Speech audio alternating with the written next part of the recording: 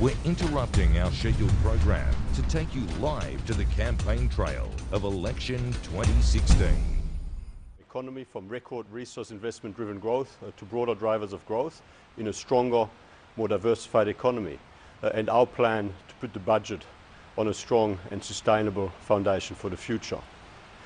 On the other hand, Bill Shorten and the Labor Party are in complete chaos. They've been caught out about the size of their budget black hole. They've been caught out about the increase in the deficit under Labor. They've been caught out about the impact that would have, threatening our AAA credit rating, putting at risk jobs and growth. And today, Labor is scrambling. They are making decisions under pressure and on the run, trying to walk away from commitments and spending promises that they've made for years. This is no way to run a budget. This is no way to run an economy. Australia needs good and stable government. Australia needs the coalition to continue to implement our plan for jobs and growth. This is not the time to take risks. Australia is still recovering from the financial mess Labor left behind last time. We cannot afford a return to the same old Labor. Happy to take questions.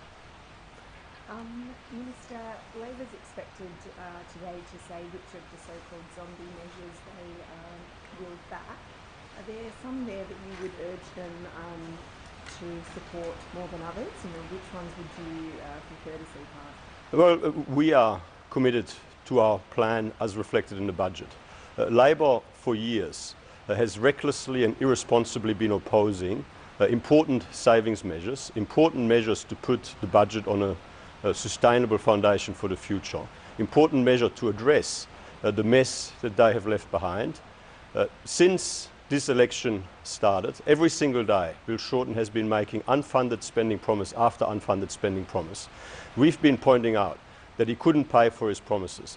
We've been pointing out that Labor had a massive multi-billion-dollar budget black hole. We've been pointing out that Labor would put our AAA credit rating at risk. This week, Labor had to admit that the deficit would be bigger under Labor. Three expert economists came out to point out that Labor's plans for increased deficits would threaten our AAA credit rating, which would make it harder to pay off Labor's debt, which would put jobs and growth at risk.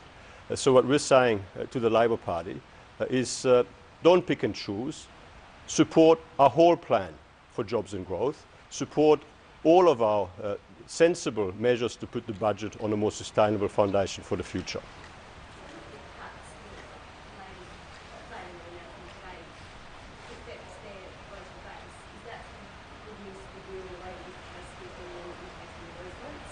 Well, the only reason Labor is doing what they're doing today, and they're doing it on a Friday, following the West Wing formula of taking out the thrush on a Friday, the only reason they're doing what they're doing today is because they've been caught out. They've been caught out about the size of their budget black hole. They've been caught out about increasing the deficit under Labor. They've been caught out about the threat that their approach is posing to our AAA credit rating. So, this is not orderly and methodical decision making. If Labor was inclined to support these measures, why didn't they do so 8 weeks ago? Why didn't they do so at a time when we were able to legislate them through the Parliament? If that had happened, Australia would be in a stronger position today. This is just pre-election politics. Labor knows that they've been found out, they can't pay for their promises, and they're now scrambling under pressure, on the run, making decisions to walk away from long-standing past promises in the same way as they walked away from their long-standing promise to restore the school kids bonus, the same way as they walked away from their long-standing promise to reverse the changes that we had to make to pension asset test arrangements. This is complete chaos and dysfunction. Under Bill Shorten's leadership, the Labor Party has lost its way. Don't take my word for it. Today, even the small business community is coming out to say that Labor is even worse than the Greens. the small business community is saying that they would prefer the Greens to the Labor Party. I mean, that just proves the point. Under Bill Shorten's leadership, the Labor Party has lost its way. This is not the time for Australia to take risks with a Bill Shorten Labor Party. Is that it? Thank you. All right.